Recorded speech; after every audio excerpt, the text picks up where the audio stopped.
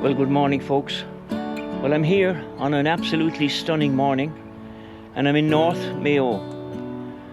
We're between the village of Newport and Mulranny, and we stayed in Mulranny last year when we cycled the Great Western Greenway. But we're heading today further northwest in County Mayo, and I've just stopped here to take a few pics because the weather is stunning and the scenery is just mouth-watering.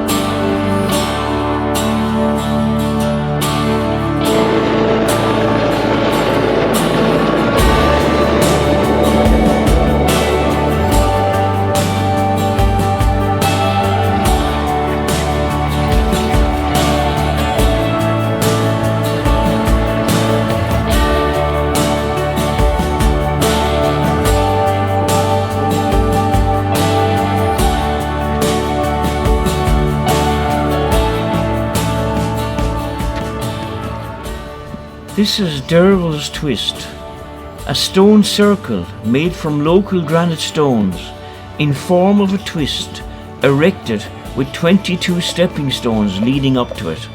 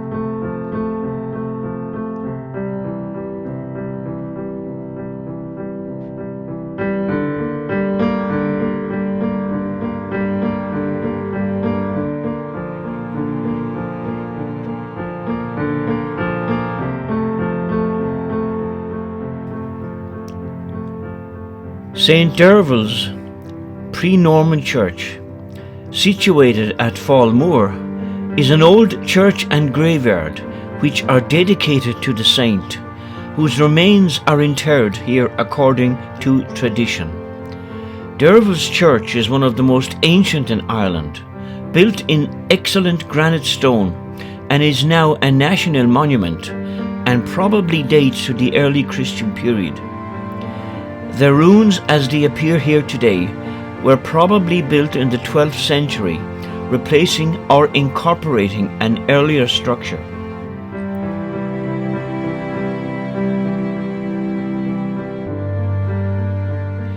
Folklore has it that if you pass through the small east window 3 times, heaven is your reward.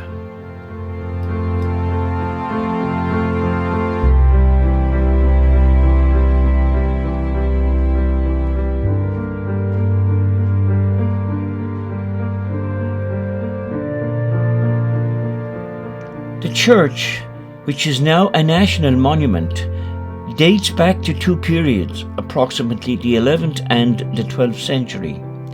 The west gable is a polygonal masonry or granite blocks, strongly grouted, and the east gable is built with regular layers, and the pitch of the gable is low.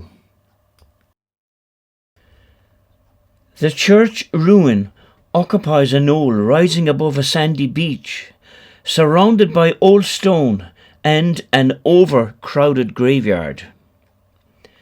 The church derives its name from the saintly Virgin Derville, who lived here in the 6th century and was one of the holy women who attended the great meetings at Ballysadare in County Sligo in 585 AD, held by St. Faranan to meet St. Columkill before his return to Britain following the Synod of Bishops in Drumseat. The church was used as a place of worship from the 12th century.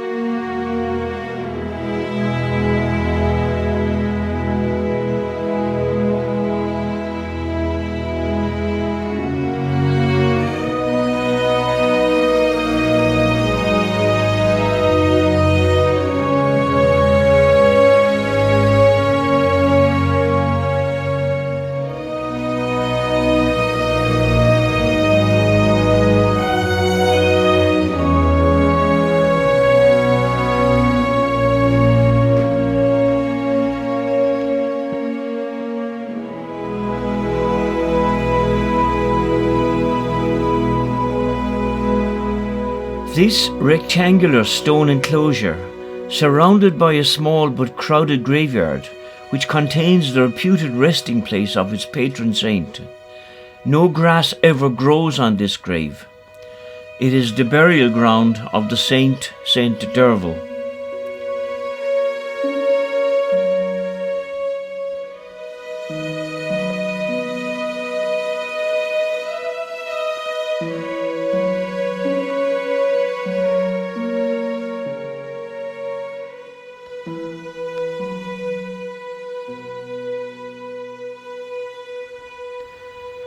St. Derville's Well lies a short distance to the north of the church.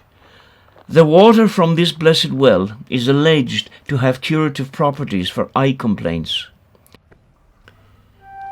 Derville, the daughter of Cormac MacDohie, was a noble lineage according to local tradition, and having decided to devote her life to God and wishing to escape from an army chief who intended to marry her, she came to this area in the 6th century, arriving on a donkey at Falmore.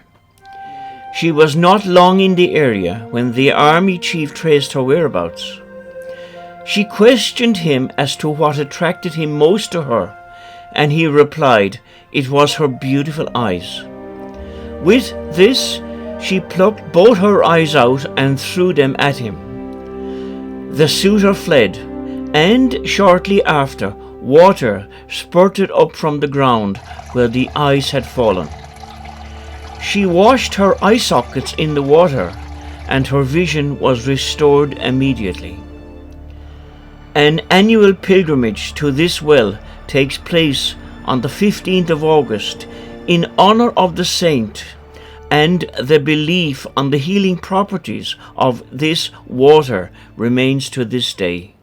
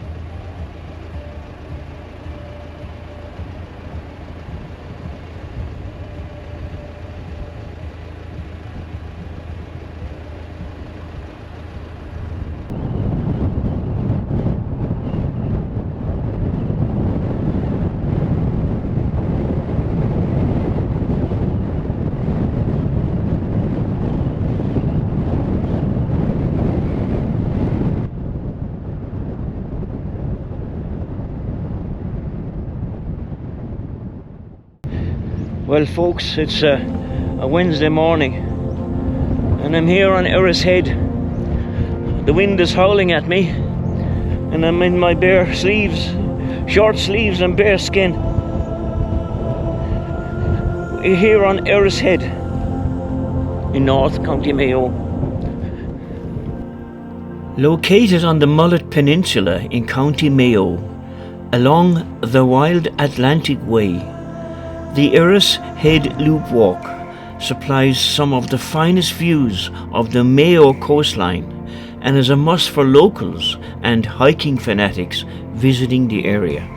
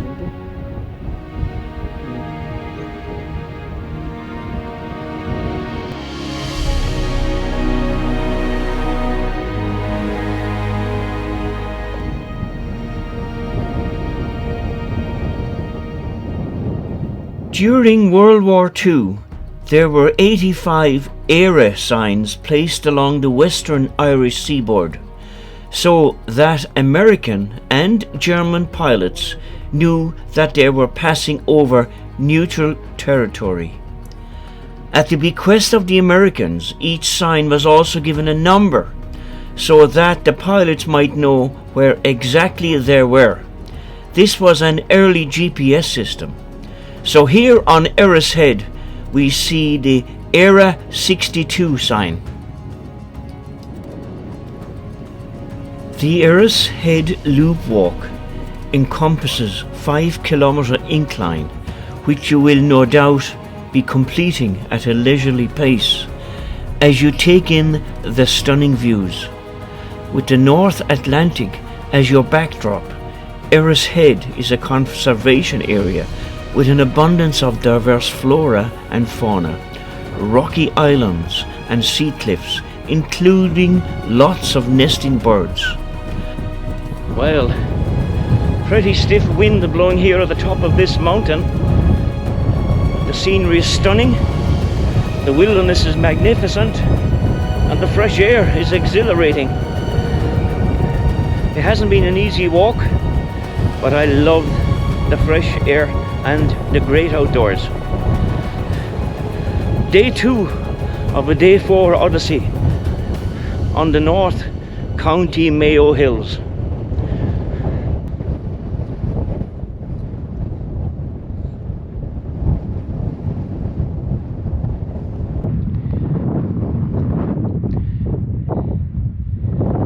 Now, those of you that may be considering or contemplating doing this walk, make sure you have good boots, packed lunch, charged phone, and have an idea of where you're going. It's not an easy walk. It's quite long, quite hilly, but it's a fantastic experience. Erris Head is at the northernmost tip of the Mullet Peninsula in County Mayo, on the Wild Atlantic Way. It is a familiar location to all Irish weather watchers and seafaring folk, as it is a landmark used in weather forecasts, but the scenery is truly spectacular.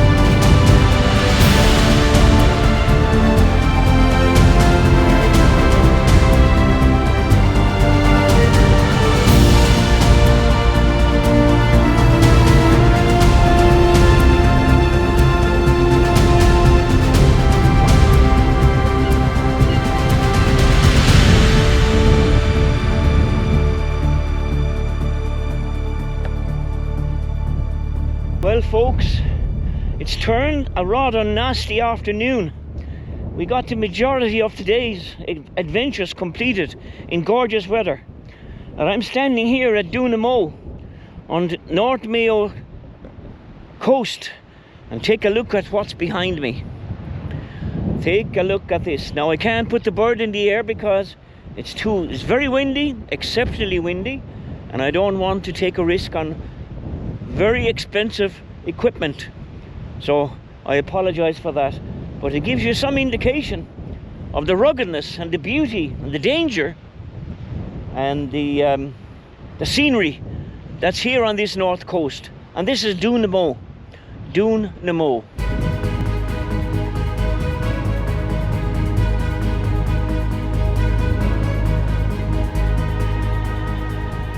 We're here at Doonamo, and is located at Doonamo Point at the northeastern end of the Mullet Peninsula. It is one of Ireland's most spectacular blowholes, also one of the discovery points along Mayo's Wild Atlantic Way. An interesting sculpture by American artist Travis Price is atop the high cliffs. It is part of the Aasleagh Trail of North Mayo. It encompasses the natural blowhole. The sculpture commemorates all those lost at sea.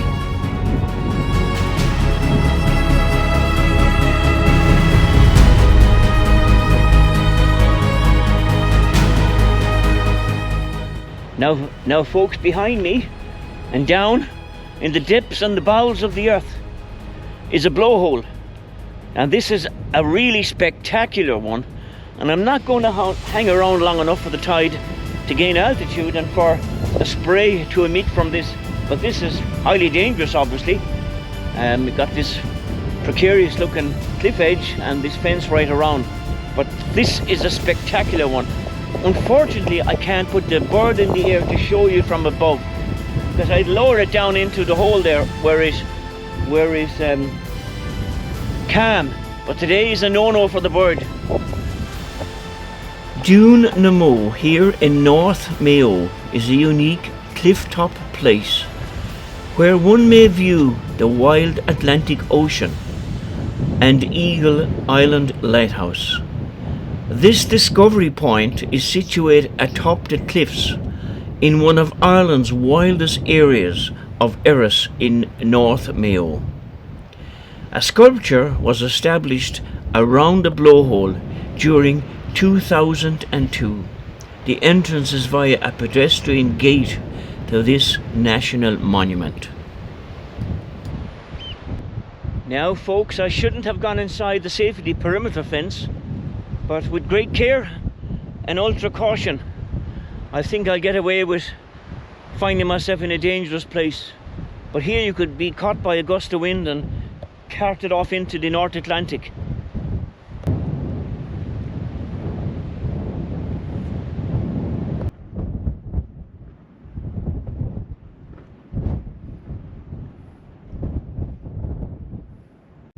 Now folks, I normally don't take risks like this, especially when it comes to catching or collecting pictures and landscape shots.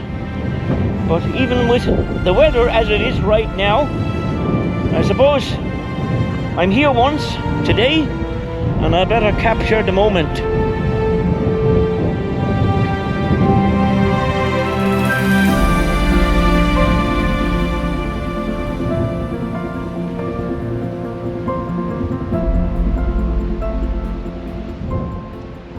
Folks, I'm going to take shelter from the wind and the drizzly rain that's falling and make my way with ultra caution to the tip of the cliff and behind the safety barrier.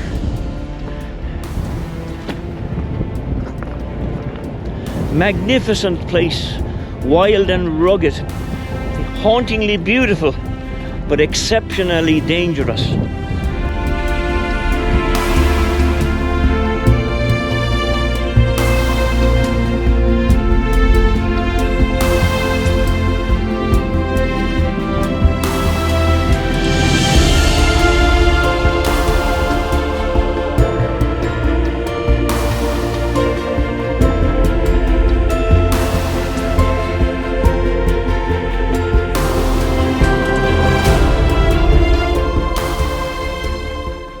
thin place is a place where one can walk in two worlds. The worlds are fused together, knitted loosely, where the differences can be discerned, where the two worlds become one. Thin places aren't perceived with the five senses. Experiencing them goes beyond those limits. The Children of Ler is one of Ireland's best love legends. Turned into swans by their jealous stepmother, the children spent 900 years in exile. When Saint Brendan, the navigator, baptized them, they changed back into humans, but their bodies crumbled into dust. They are reputedly buried on Inishglúir.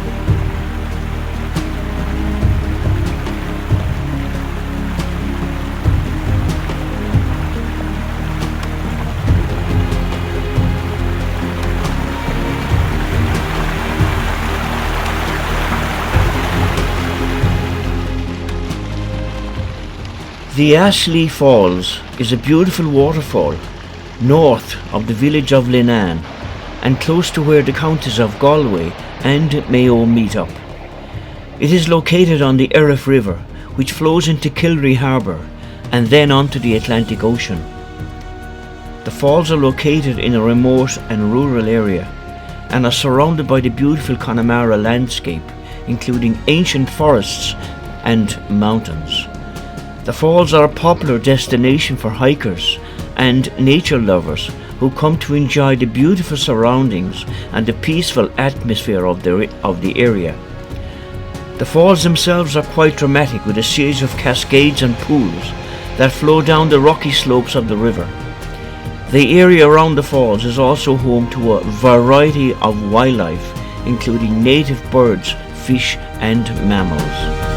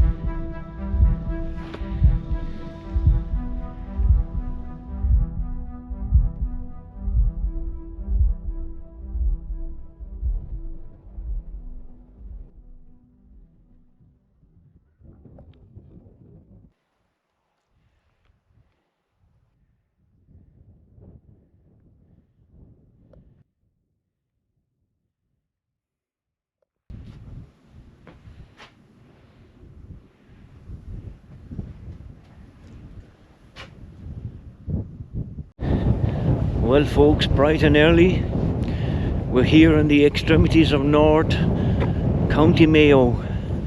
The Atlantic spreads towards America behind me, and we're here in the historic Neolithic site of the Céide Fields, a place that we've tried to come on 2 separate occasions in the past to find the doors closed, but today we managed to get in.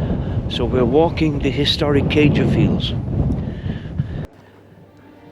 The Céide Fields, meaning flat-topped hill fields, is an archaeological site on the North Mayo coast in the west of Ireland. The site has been described as the most extensive Neolithic site in Ireland and claimed to contain the oldest field systems in the world.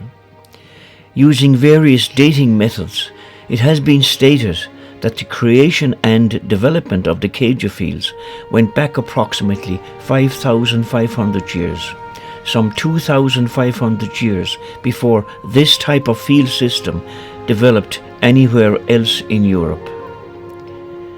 Other dating methods and research has suggested that the complex developed 3,000 years ago and is otherwise a textbook example of a Celtic field system, several examples of which are associated with late Bronze Age and Iron Age. The site is in UNESCO's tentative list to gain World Heritage status. There is an estimated 100 kilometres, which is 62 miles, of field enclosure stone walls hidden beneath the peat bog.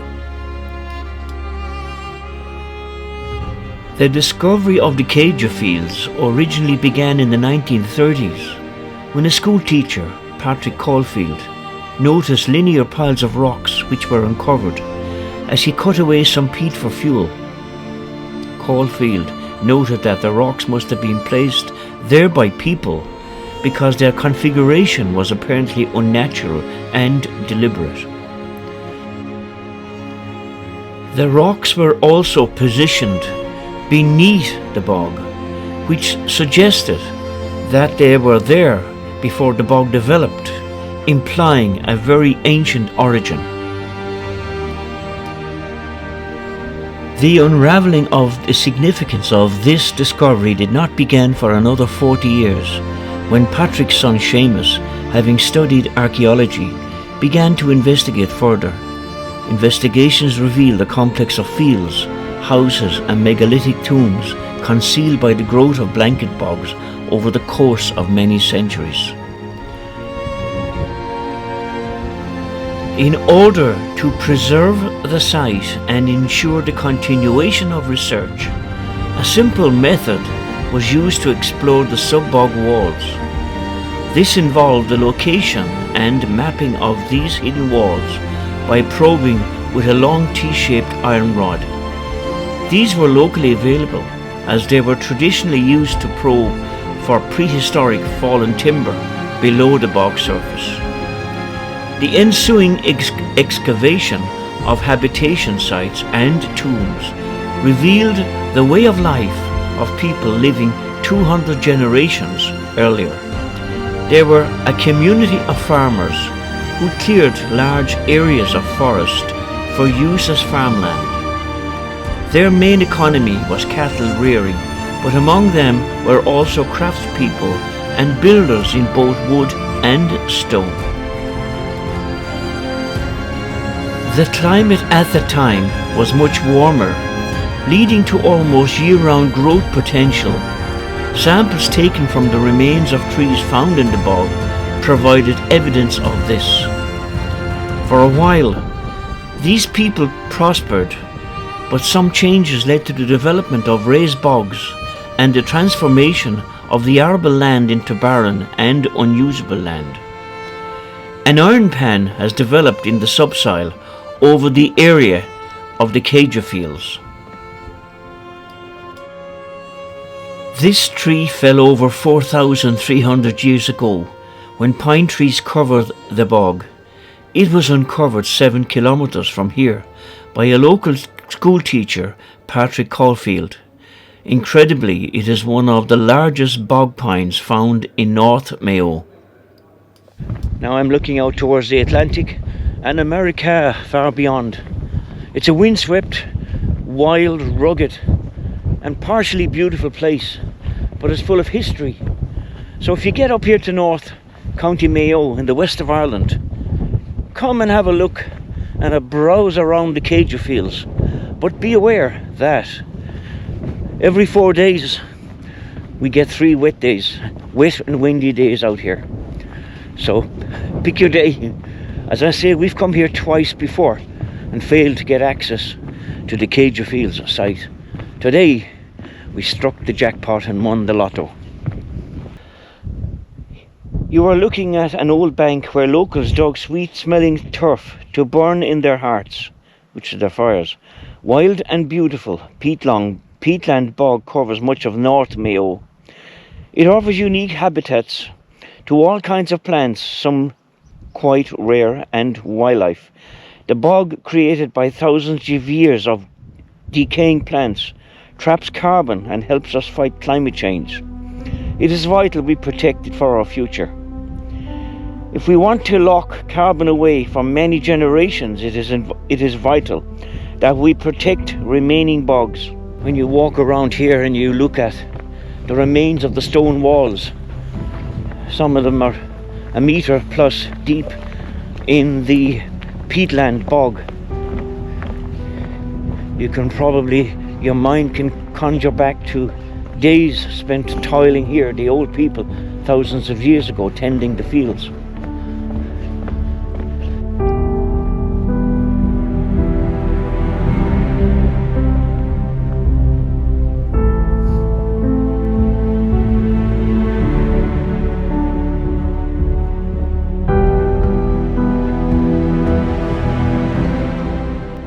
Well folks, I'm here on top of the viewing tower, the pyramid viewing tower at the Céide Fields in North Mayo.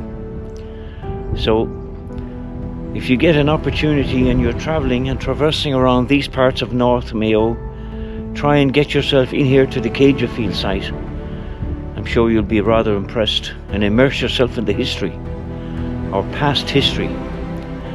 Pick yourself a good dry day, wrap up, put on good boots and rain gear, because as I said to you, for every 4 days in these parts, 3 of them are wet and windy. So be prepared, you have been warned. The remarkable Neolithic site at Céide Fields here in County Mayo contains the oldest known stone wall fields in the world, dating back nearly 6,000 years. Céide Fields overlooks the mighty Atlantic Ocean, which gently laps or vigorously pounds, depending on the weather, up against the cliffs below. The landscape itself has been forged from the dramatic upheaval and movement of the Earth's crust over millions of years. The soil at Céide Fields has been constantly subjected to the conflicts of the weather. The warm Gulf Stream comes up past the American continent between Ireland and Iceland. In the opposite direction, cold, deep waters flow south from the icy Arctic Ocean. The combination of all these factors has resulted in the wild beauty and uniqueness of this region in County Mayo.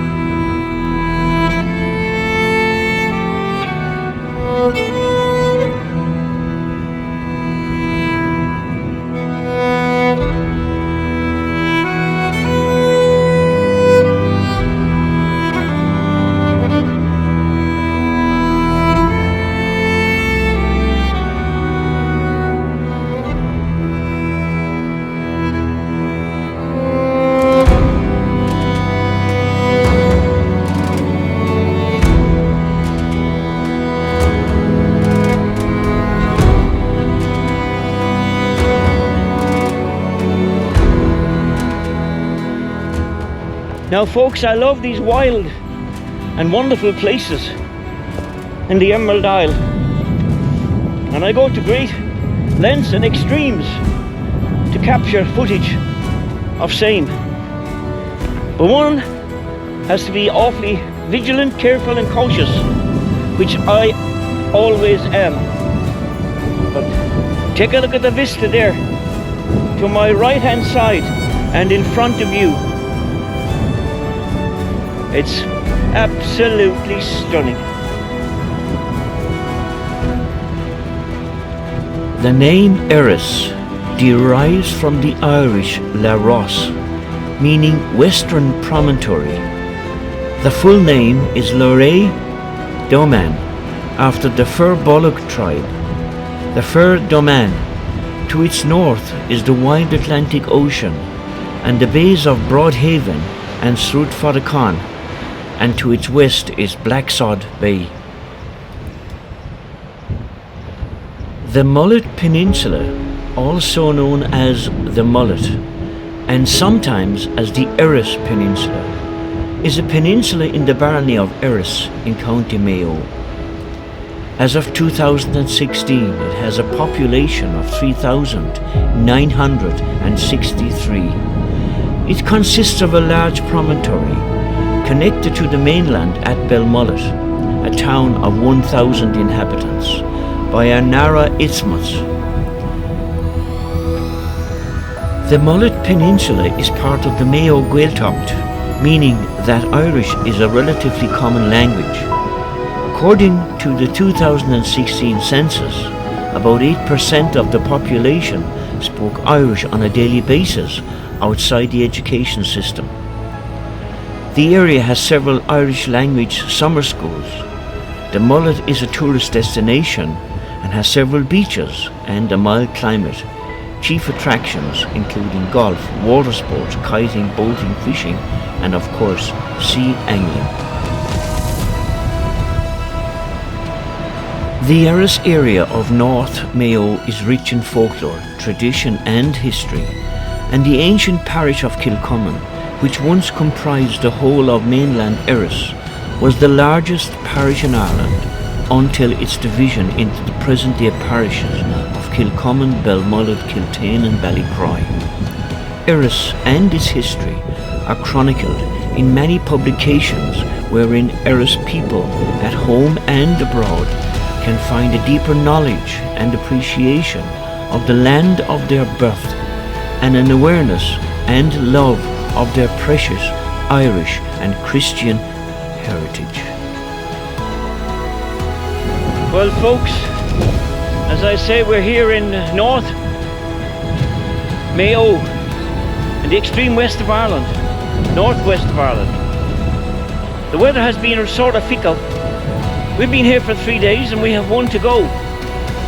So we've gotten out every day so far. Today has been a little bit more showery than the past two.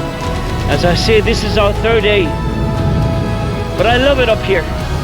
And I've spent hours upon hours of walking the headlands, the mountains and the rocky foreshore. A place that I can certainly recommend if you're travelling in these parts and heading northwards.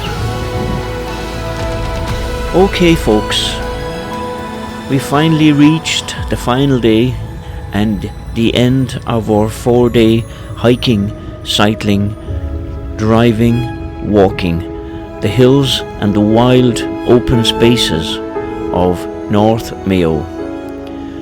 I can assure you all, I thoroughly recommend a visit to these wild and wonderful parts. It can be wild, the weather can be fickle, but we loved every moment and got out every hour of every day of our time up here.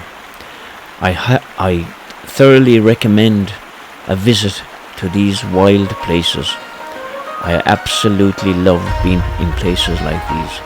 So from Céide and I wish you all goodbye. Thank you once again for tagging along. Your presence is always appreciated. Your likes, your shares, and indeed your comments. So folks from the North Mayo area, take care. God bless you all. And remember this, life is for living. So go on, what are you waiting for? Go and live it.